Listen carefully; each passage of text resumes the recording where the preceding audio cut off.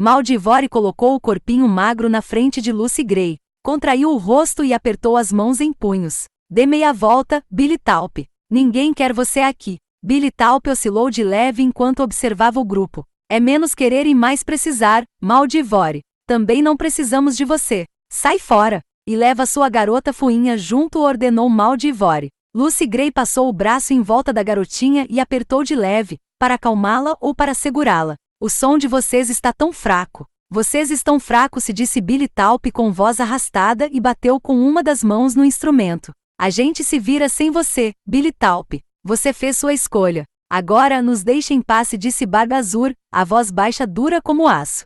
Amber não disse nada, mas deu um pequeno aceno de concordância. O rosto de Billy Taupin foi tomado de dor. É isso que você acha, CC? Clec Carmine puxou a rabeca para perto do corpo. Apesar de o bando variar em tom de pele, de cabelo e nas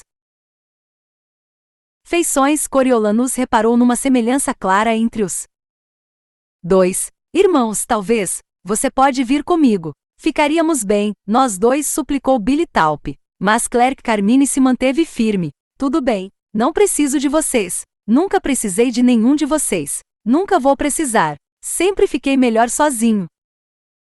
Dois pacificadores começaram a se aproximar dele. O que tinha dado a garrafa de bebida para Lucy Gray botou a mão no braço dele. Vamos embora, o show acabou. Billy Taupin se soltou da mão do pacificador e lhe deu um empurrão embriagado. Em um instante, o humor sociável do prego mudou. Coriolanus sentiu a tensão, afiada como uma faca. Mineiros que o tinham ignorado ou assentido para ele por cima das garrafas ficaram beligerantes. Os pacificadores se impertigaram, alertas de repente, e ele viu seu próprio corpo quase em posição de sentido. Quando 6 pacificadores se aproximaram de Billy Taupin, ele sentiu os mineiros se adiantarem. Ele estava se preparando para a briga que tinha certeza que começaria quando alguém apagou as luzes, deixando o prego na escuridão. Tudo parou por um instante e o caos explodiu. Um soco acertou a boca de Coriolanus, fazendo-o usar os próprios punhos. Ele golpeou arbitrariamente, concentrado apenas em garantir seu círculo de segurança. A mesma selvageria animal que ele sentirá quando os tributos o caçaram na arena tomou conta dele de novo. A voz da Gaul ecoou em seus ouvidos. Isso é a humanidade em seu estado natural. É a humanidade despida. E ali estava a humanidade despida de novo, e de novo ele era parte dela. Socando, chutando, os dentes à mostra na escuridão. Uma buzina tocou repetidamente fora do prego e faróis de caminhão iluminaram a área perto da porta. Apitos soaram e vozes gritaram para que a multidão se dispersasse. As pessoas correram para a saída. Coriolanus lutou contra a onda, tentando localizar Lucy Gray, mas decidiu que a melhor chance de encontrá-la seria lá fora. Ele abriu caminho entre os corpos, ainda dando socos ocasionais, e saiu no ar noturno, onde os moradores do distrito foram embora e os pacificadores se reuniram, fingindo perseguir alguns arruaceiros. A maioria nem estava de serviço e não havia unidade organizada para resolver a erupção espontânea.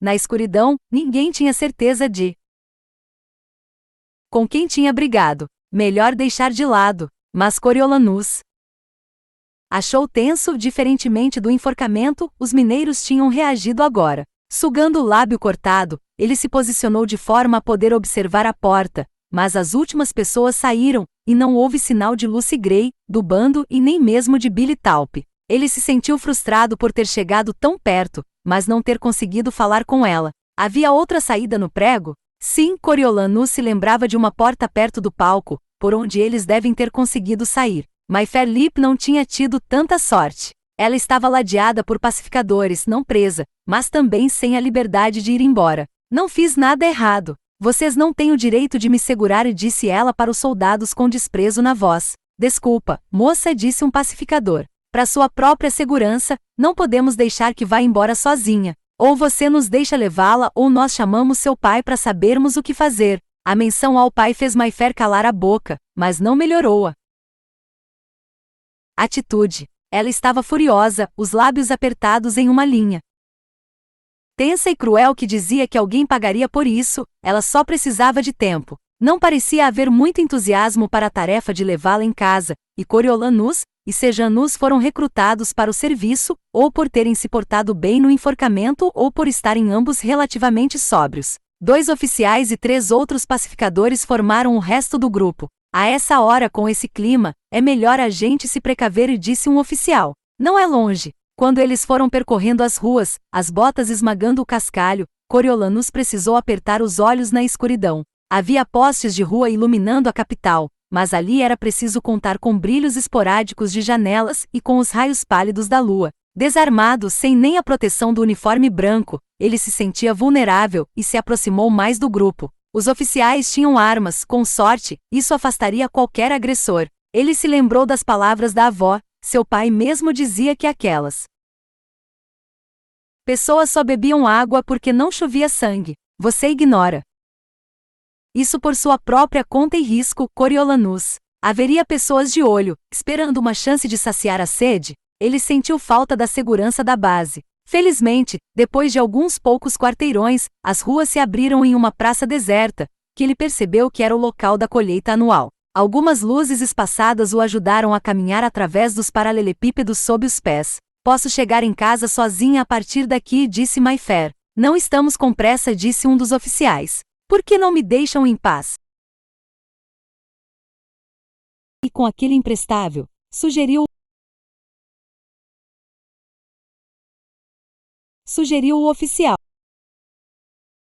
Oficial, acredite em mim, isso não vai acabar bem. Ah, cuida da sua vida. Eles atravessaram a praça na diagonal, saíram dela e seguiram uma via recém-pavimentada até a rua seguinte. O grupo parou na frente de uma casa grande que poderia ser considerada mansão no Distrito 12, mas não chamaria a menor atenção na capital. Pelas janelas, escancaradas no calor de agosto, Coriolanus teve vislumbres de aposentos iluminados e mobiliados nos quais ventiladores elétricos zumbiam e balançavam as cortinas. Seu olfato captou o aroma do jantar presunto, ele achava o que fez sua boca aguar de leve e diminuiu o gosto de sangue nos lábios. Talvez fosse melhor ele não ter encontrado Lucy Gray, seus lábios não estavam adequados para um beijo. Quando um dos oficiais botou a mão no portão, Mayfair passou por ele, correu pelo caminho e entrou em casa. A gente não devia falar com os pais dela? Perguntou o outro. Pra quê? Perguntou o primeiro. Você sabe como o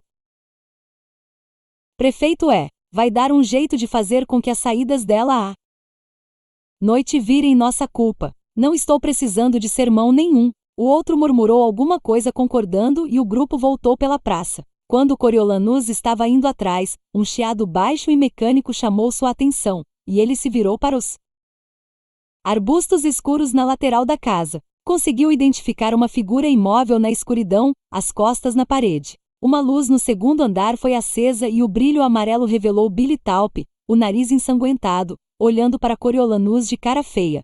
Ele estava segurando o instrumento, a fonte do chiado, contra o peito. Coriolanus abriu os lábios para alertar os demais, mas alguma coisa segurou sua língua. O que foi? Medo? Indiferença? Insegurança sobre como Lucy Gray reagiria? A banda deixou clara a posição em relação ao rival dele, mas ele não sabia como interpretariam se Coriolanus o dedurasse, o que poderia fazer com que o garoto fosse parar na cadeia. E se transformasse Billy Talpe em um personagem digno de solidariedade, alguém por quem eles lutariam e que perdoariam? Ele percebera que lealdade era coisa séria no bando. Por outro lado, será que gostariam? Especialmente Lucy Gray, que talvez estivesse muito interessada em saber que seu antigo amor tinha corrido para a casa da filha do prefeito em busca de consolo. O que ele tinha feito para ser expulso de tudo relacionado ao bando, da banda e de casa? Ele se lembrou das últimas palavras da música dela, da cantiga que ela cantou na entrevista. Pena que sou a aposta que a colheita lhe tirou. O que você vai fazer quando a morte me levar?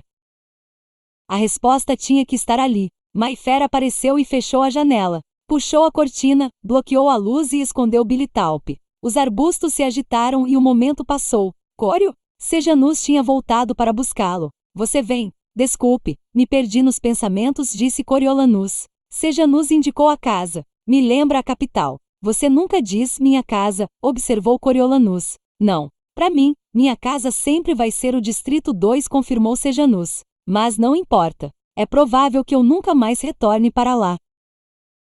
Quando eles estavam voltando, Coriolanus se perguntou sobre sua chance de ver a capital de novo. Antes de Sejanus chegar, ele achava que era 0. Mas se ele pudesse voltar como oficial, talvez até herói de guerra, talvez as coisas ficassem diferentes. Claro que, nesse caso, ele precisaria de uma guerra na qual se destacar, assim como Sejanus precisava de uma para ser paramédico. Os ombros de Coriolanus relaxaram quando o portão da base se fechou após eles passarem. Ele lavou o rosto e subiu na cama acima dos roncos inebriados do poste. Seus batimentos cardíacos ecoavam nos lábios inchados enquanto ele repassava a noite. Tudo aconteceu como um sonho. Ver Lucy Gray, ouvi-la cantar, a alegria dela ao vê-lo. Isso até Billy Taupy aparecer e estragar o reencontro. Era mais um motivo para odiar Billy Taupy, embora ver a rejeição do bando a ele tivesse sido profundamente satisfatório. Confirmava que Lucy Gray era sua. No café da manhã de domingo chegou a má notícia de que, por causa da altercação da noite anterior, nenhum soldado podia sair da base sozinho. Os superiores estavam até considerando tornar o prego proibido. Sorriso, Mosquitinho e Poste, apesar de estarem de ressaca e machucados da noite anterior, lamentaram o jeito como as coisas estavam, por não terem nada para ansiar se as saídas de sábado fossem canceladas. Sejanus só se importou porque Coriolanus se importou, pois reconheceu que era mais uma barreira para ele visse Lucy Gray. Será que ela vem te visitar aqui? Sugeriu ele quando estavam limpando as bandejas. Ela pode fazer isso? Perguntou Coriolanus, mas torceu para que ela não fosse, mesmo que pudesse. Ele tinha pouco tempo sem atividades, e onde eles poderiam conversar? Pela cerca? Como isso seria visto? Do jeito que ele ficará envolvido no romance na noite anterior, estava planejando cumprimentá-la com um beijo, mas, pensando melhor, isso geraria uma avalanche de perguntas dos seus companheiros de quarto e sem dúvida provocaria espanto nos oficiais. A história deles, inclusive. Seu alistamento forçado acabaria surgindo, e com isso a trapaça nos jogos. Além do mais, considerando o estresse entre os moradores locais e os pacificadores, seria melhor manter o relacionamento em particular. Sussurrar pela cerca talvez encorajasse boatos de que ele era simpatizante dos rebeldes ou, pior ainda, espião. Não, se eles iam se encontrar, ele teria que ir até ela, em segredo. Naquele dia haveria uma rara oportunidade de procurá-la, mas ele precisaria de um companheiro para sair com ele da base. Acho melhor manter as coisas entre nós em segredo. Ela poderia se encrencar se viesse aqui. Sejanus, você tinha planos para hoje ou, começou ele. Ela mora em um lugar chamado Costura, disse Sejanus, perto da floresta. O quê? Eu perguntei a um dos mineiros ontem, muito casualmente. Sejanus sorriu. Não se preocupe, ele estava bêbado demais, não vai lembrar. E sim, eu ficaria feliz de ir com você. Sejanus disse aos colegas de quarto que eles iriam à cidade ver se conseguiam trocar um pacote de chiclete da capital por papel de carta, mas a desculpa se mostrou desnecessária, pois todos os companheiros foram descansar os corpos maltratados depois do café da manhã. Coriolanus desejava ter dinheiro para algum tipo de presente, mas não possuía um centavo sequer. Quando passaram pelo refeitório na saída, seu olhar pousou na máquina de gelo, e ele teve uma ideia. Naquele calor, os soldados podiam pegar gelo livremente para botar nas bebidas ou para se refrescar. Esfregar cubos no corpo oferecia um pouco de alívio na sauna que era a cozinha. Biscoito, que ele tinha conquistado por ter feito um bom trabalho lavando a louça, deu a Coriolanus um saco plástico velho. Como o dia estava quente demais, ele concordou que seria boa ideia levar um pouco de gelo para evitar insolação. Coriolanus não sabia se o bando tinha freezer, mas pela cara das casas pelas quais ele passará a caminho do enforcamento, ele achava que era um luxo que poucos podiam ter. De qualquer forma, o gelo era de graça, e ele não queria chegar de mãos vazias. Eles assinaram a saída no portão, onde o guarda os avisou para tomarem cuidado, e saíram andando na direção que eles lembravam como sendo a da praça da cidade. Coriolanus estava apreensivo. Mas, com as minas fechadas, um silêncio pairava sobre o distrito, e as poucas pessoas por quem eles passaram os ignoraram. Só havia uma pequena padaria aberta na praça, as portas escancaradas para que a brisa aliviasse o calor dos fornos. A dona, uma mulher de cara vermelha, não tinha interesse em dar direções para clientes não pagantes, e Sejanus trocou o chiclete chique por um pão. Ela cedeu, os levou para a praça e apontou para a rua que eles tinham que seguir para chegar até a costura. Depois do centro da cidade, a costura se espalhava por quilômetros, as ruas comuns se dissolvendo rapidamente em uma teia de ruelas menores e sem identificação que subiam e sumiam sem motivo evidente. Algumas tinham fileiras de casas idênticas e velhas, outras tinham estruturas improvisadas que seria generosidade chamar de barraco. Muitas casas estavam tão escoradas, remendadas ou quebradas que a estrutura original não passava de uma lembrança. Muitas outras foram abandonadas e saqueadas. Sem entender a lógica de organização, e nem ter pontos de referência, Coriolanus ficou desorientado quase imediatamente, e sua inquietação voltou. De vez em quando, eles passavam por alguém sentado na porta ou na sombra de casa. Ninguém parecia minimamente simpático. As únicas criaturas sociáveis eram os pernilongos, cuja fascinação por seu lábio cortado fazia com que precisassem ser sempre espantados. Com o sol que ardia, a condensação do saco de gelo derretendo deixou uma mancha molhada na perna da calça dele. O entusiasmo de Coriolanus também começou a se dissolver. A sensação que ele sentirá na noite anterior no prego, a mistura de embriaguez e desejo, parecia um sonho febril agora. Talvez isso tenha sido uma ideia. É mesmo? Perguntou Sejanus. Tenho quase certeza de que estamos indo na direção certa. Está vendo as árvores ali?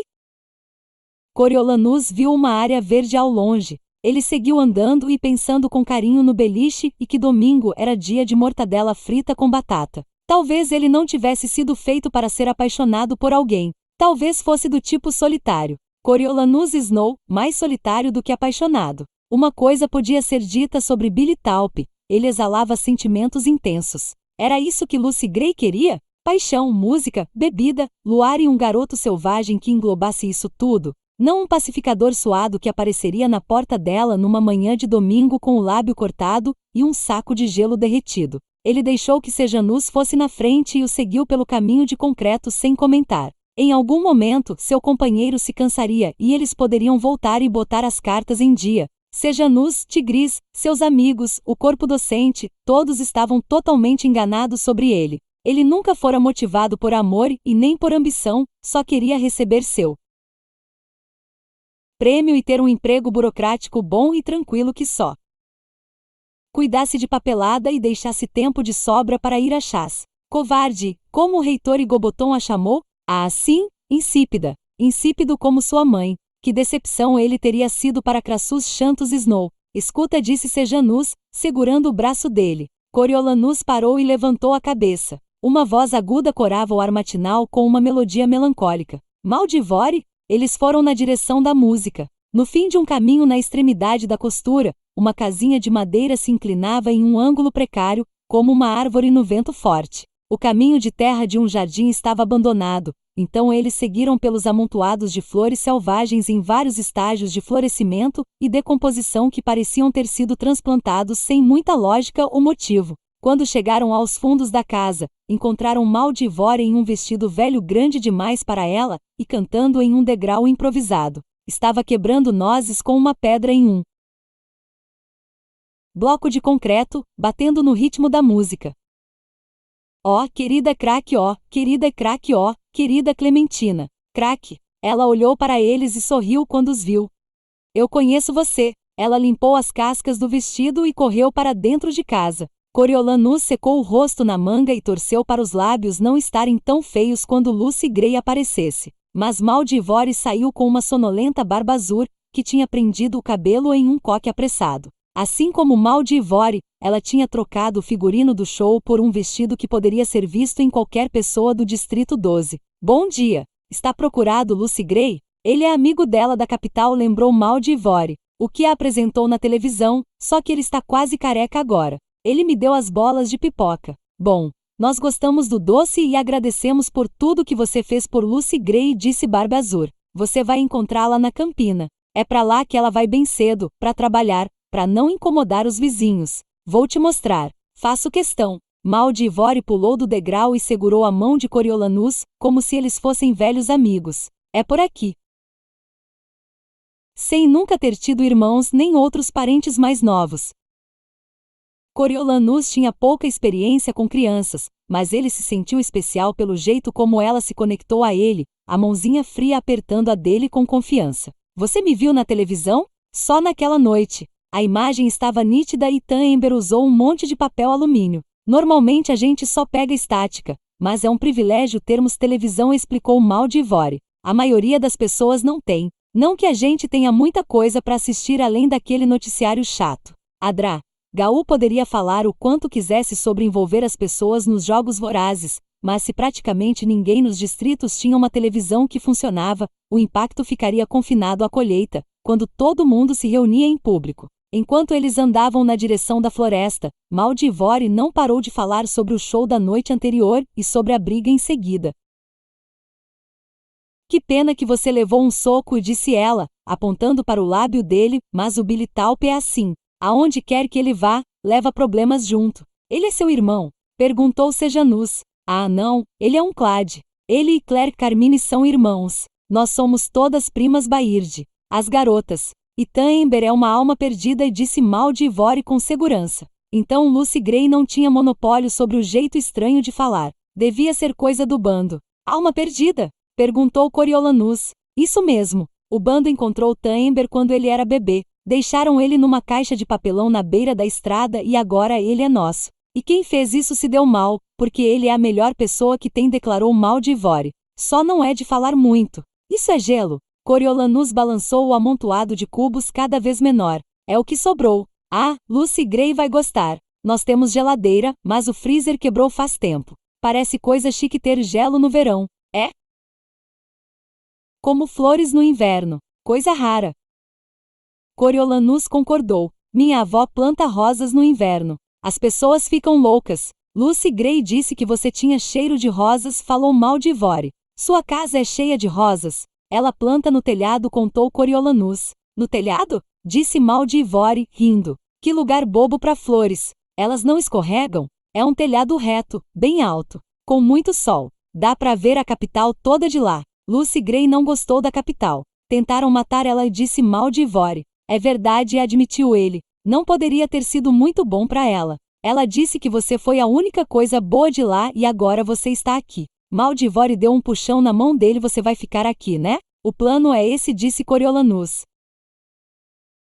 Fico feliz. Gostei de você e isso vai deixar ela feliz. Aquelas alturas, os três tinham chegado no limite de um campo grande que descia até o bosque. Diferentemente da área feia na frente da árvore forca, aquela tinha grama alta, fresca e limpa, e áreas de flores selvagens coloridas. Lá está ela com Chamus. Maldivore apontou para uma figura solitária em uma pedra. Usando um vestido cinza, Lucy Gray estava de costas para eles, a cabeça inclinada sobre um violão. Chamus. Quem era Chamus? Outro integrante do bando. Ou ele tinha interpretado errado o papel de Billy Talp na vida dela e Chamus era o namorado dela. Coriolanus botou a mão acima dos olhos para protegê-los do sol, mas só conseguiu ver Lucy Gray. Chamus. É a nossa cabra. Não se engane pelo nome masculino, ela dá quase 4 litros nos dias bons, se disse Maldivore. Estamos tentando pegar nata para fazer manteiga, mas leva uma eternidade. Ah, eu adoro manteiga, disse Sejanus. Isso me lembra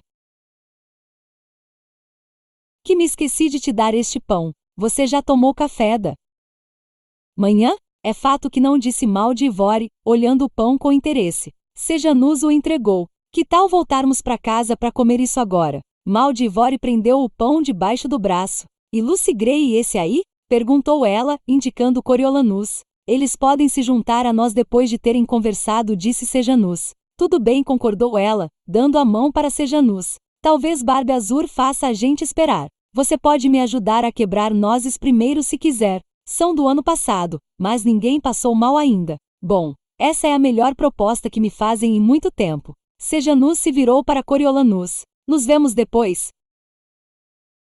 Coriolanus pareceu constrangido. Estou bem? Perguntou ele. Está lindo. Acredite, esse lábio inchado combinou muito com você, soldado, disse Sejanus, e voltou na direção da casa com Maldivore. Coriolanus ajeitou o cabelo e entrou na campina. Ele nunca tinha andado em grama tão alta e a sensação das plantas fazendo cócegas nas pontas dos dedos aumentou seu nervosismo. Ia muito além das suas expectativas poder se encontrar com ela em particular, em um campo cheio de flores, com o dia inteiro pela frente. Era o oposto do que teria sido o encontro apressado no prego imundo. Por falta de palavra melhor, aquilo era romântico. Ele se aproximou o mais silenciosamente que conseguiu. Ela o intrigava, e ele aproveitou a oportunidade para observá-la desarmada das defesas habituais.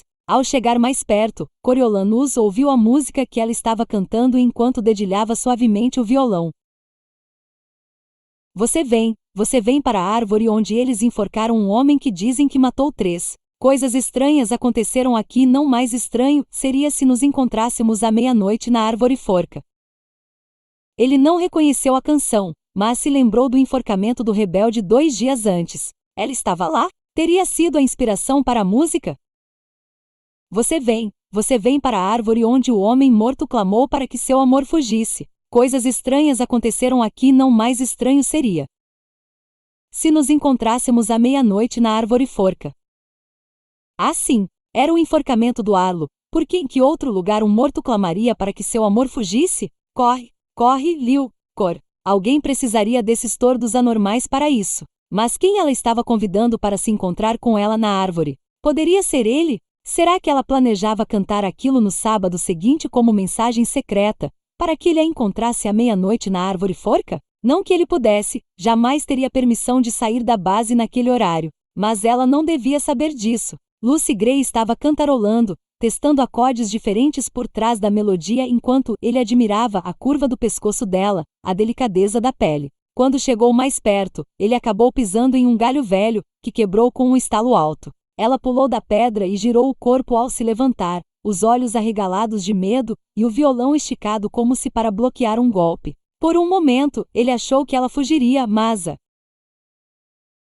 surpresa mudou para alívio quando ela ouviu. Lucy Gray balançou a cabeça o mais próximo que já tinha ficado do constrangimento, enquanto apoiava o violão na pedra. Desculpe, ainda estou com um pé na arena. Se sua breve incursão nos jogos o deixará nervoso e cheio de pesadelos, ele só podia imaginar o mal que tinha feito a ela. O mês anterior virara a vida deles de cabeça para baixo e as havia mudado irrevogavelmente. Era triste, pois ambos eram pessoas excepcionais, a quem o mundo tinha reservado o tratamento mais cruel. Sim, deixa uma impressão, e tanto, disse ele. Eles ficaram parados por um momento, um absorvendo a presença do outro, antes de se aproximarem. O saco de gelo escorregou da mão de Coriolanus quando ela passou os braços em volta dele, aninhando o corpo no dele. Coriolanus a prendeu num abraço, lembrando o medo que tinha sentido por ela, por si mesmo, e que não havia ousado fantasiar sobre aquele momento, pois parecia inalcançável. Mas lá estavam eles, seguros em uma linda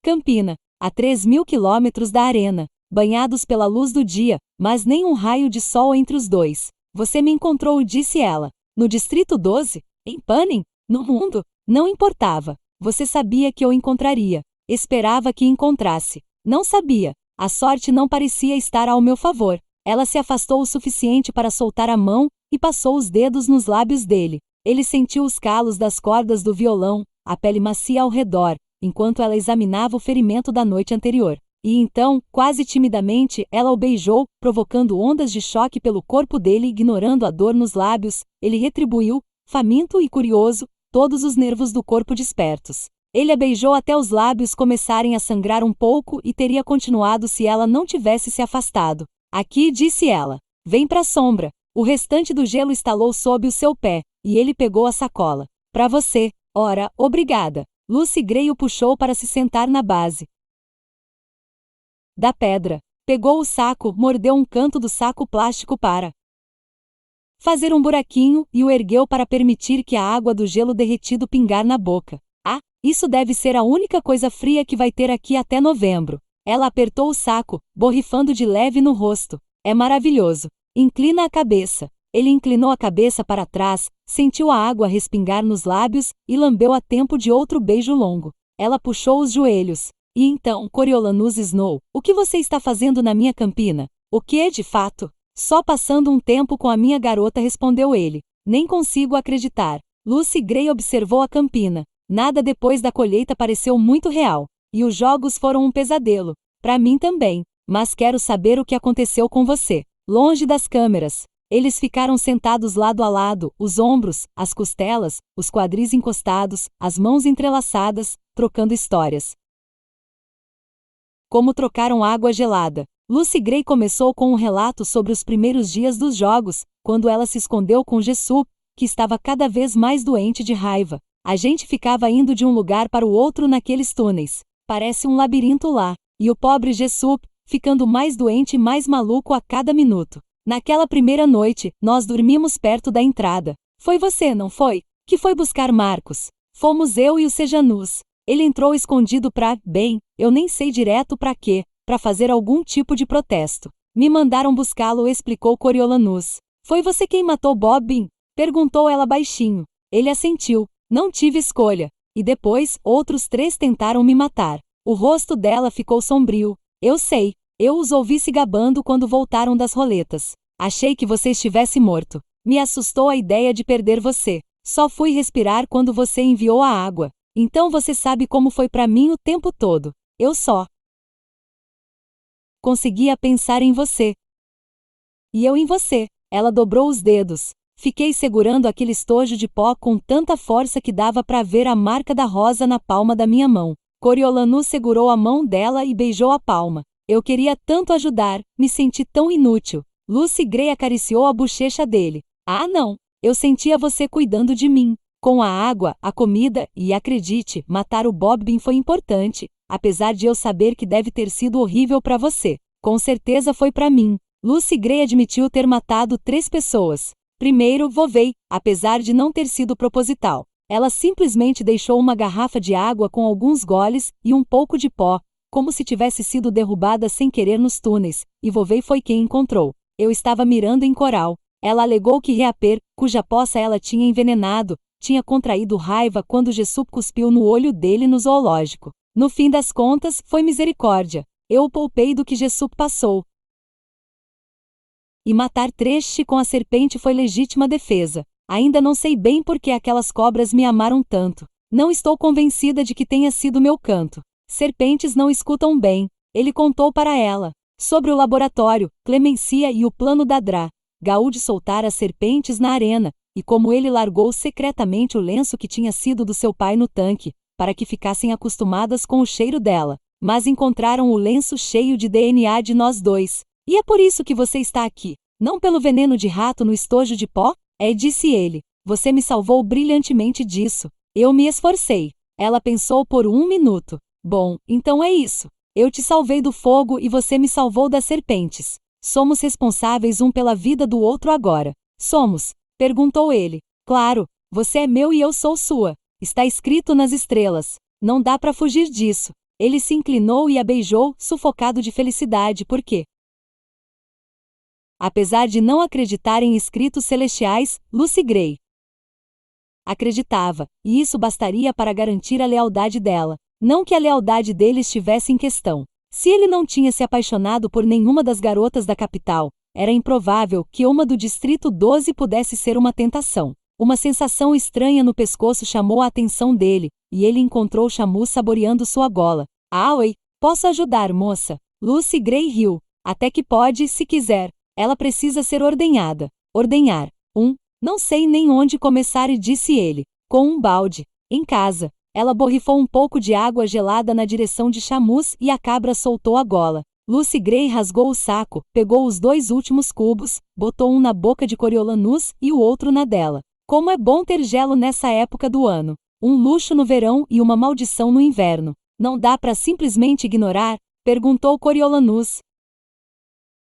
Não aqui. Em janeiro, nossos canos congelaram, e tivemos que derreter pedaços de gelo no fogão para ter água. Para 6 pessoas e uma cabra. Você ficaria surpreso com o trabalho que isso dá. Era melhor quando a neve vinha, derrete bem rápido. Lucy Gray segurou a guia de Shamus e pegou o violão. Deixa comigo. Coriolanus apanhou o instrumento, e se perguntou se ela confiaria o violão a ele. Lucy Gray o entregou com facilidade. Não é tão bonito quanto o que Pluribus nos emprestou, mas serve para pagar nossa sobrevivência. O problema é que estamos ficando sem cordas e as caseiras não prestam. Você acha que, se eu escrevesse para Pluribus, ele me mandaria algumas? Aposto que deve ter algumas sobrando da época da casa noturna. Posso pagar. Ainda tenho boa parte do dinheiro que o reitor Igoboton me deu. Coriolanus parou na mesma hora. O reitor Igoboton? O reitor Igoboton te deu dinheiro? Deu, mas foi meio na surdina. Primeiro, ele pediu desculpas pelo que eu tinha passado e depois enfiou um bolo de dinheiro no meu bolso. Fiquei feliz em aceitar. O bando não tocou quando eu estava fora. estavam abalados demais com a ideia de me perder. É por isso que eu posso pagar pelas cordas se ele quiser ajudar. Coriolanus prometeu pedir na carta seguinte, mas a notícia da generosidade discreta do reitor Igoboton o abalou. Por que o mal encarnado ajudaria sua namorada? Respeito? Pena? Culpa? Um capricho induzido pelo morfináceo? Ele refletiu enquanto os dois andavam até a varanda da frente da casa dela, onde ela prendeu Chamus num poste. Entre, venha conhecer minha família. Lucy Gray segurou a mão dele e o guiou até a porta. Como está Tigris? Eu queria poder ter agradecido a ela em pessoa pelo sabonete e pelo meu vestido. Agora que estou em casa, pretendo enviar uma carta para ela e talvez uma música, se eu tiver uma ideia boa. Ela ia gostar e disse Coriolanus. As coisas não estão muito bem lá em casa. Sei que devem sentir sua falta. É mais do que isso? Perguntou ela. Antes que ele pudesse responder, eles entraram na casa. Consistia em um aposento grande e aberto e no que parecia uma área de dormir no mezanino. Na parte de trás, um fogão a carvão, uma pia, uma prateleira de louças e uma geladeira antiga formavam a cozinha. Uma arara com figurinos ocupava a parede direita, a coleção de instrumentos, à esquerda. Havia uma televisão velha com uma antena enorme que se abria como um chifre, cheia de pedaços retorcidos de papel alumínio, em cima de uma caixa. Fora algumas cadeiras e uma mesa, o local era desprovido de móveis. Tamber estava recostado em uma das cadeiras, segurando o bandolim no colo, mas sem tocar. Clegg Carmine botou a cabeça para fora do mezanino, olhando descontente para Barba Azul e Mal de Ivore, que parecia ter chegado a um estado de indignação. Ao vê-los, ela se aproximou correndo e começou a puxar Lucy Gray para a janela que dava vista para o quintal. Lucy Gray, ele está causando confusão de novo. Vocês deixaram ele entrar? Perguntou Lucy Gray, parecendo saber de quem ela estava falando. Não. Ele disse que queria o resto das coisas dele. Nós jogamos lá atrás, disse Barba Azul, os braços cruzados em reprovação. E qual é o problema então? Lucy Gray falou calmamente, mas Coriolanus sentiu a mão dela apertar. Aquilo, disse Barba Azul, indicando a janela dos fundos. Ainda sendo puxado, Coriolanus foi atrás de Lucy Gray e olhou para o quintal. Mal de Ivore se espremeu entre os dois. Sejanus deveria estar me ajudando com as nozes. Billy Talp estava ajoelhado no chão, uma pilha de roupas e alguns livros ao lado. Ele estava falando rapidamente enquanto fazia algum tipo de desenho na terra. Periodicamente ele fazia gestos, apontava para lá e para cá. Na frente dele, apoiado em um joelho, Sejanus estava ouvindo com atenção, assentindo para demonstrar compreensão e fazendo perguntas ocasionais. Apesar de a visão de Billy Talp no que ele agora considerava seu território o irritar, Coriolanus não viu muito motivo de preocupação. Ele não podia imaginar o que ele e Sejanus tinham a discutir. Teriam eles encontrado um ressentimento em comum? Tipo as famílias não os compreenderem para choramingarem juntos? Você está preocupada com o Sejanus? Ele está bem. Ele conversa com todo mundo. Coriolanus tentou identificar o desenho de Billy Talp na terra, mas não conseguiu. O que ele está desenhando? Parece que está dando algum tipo de orientação, disse Barba Azul, pegando o violão da mão dele. E, se eu estiver certa, seu amigo precisa ir para casa. Eu cuido disso. Lucy Gray começou a soltar a mão de Coriolanus, mas ele a segurou. Obrigada, mas você não precisa resolver todas as minhas questões. Está nas estrelas, eu acho, disse Coriolanus com um sorriso. Estava mesmo na hora de confrontar Billy Talp e estabelecer algumas regras. Billy Talp tinha que aceitar que Lucy Gray não era mais dele, mas pertencia de forma firme e eterna a Coriolanus. Lucy Gray não respondeu, mas parou de tentar soltar a mão. Enquanto eles passavam silenciosamente pela porta aberta dos fundos, o brilho do sol de agosto, agora alto no céu, o fez apertar os olhos. Os dois lá fora estavam tão absorvidos na conversa que Billy Talp só reagiu quando ele e Lucy Gray pararam diretamente ao lado, limpando a imagem da terra com a mão. Sem a dica de Barba Azul, Coriolanus não teria tido a menor noção do que se tratava, mas, no fim das contas, ele reconheceu a imagem quase imediatamente. Era um mapa da base.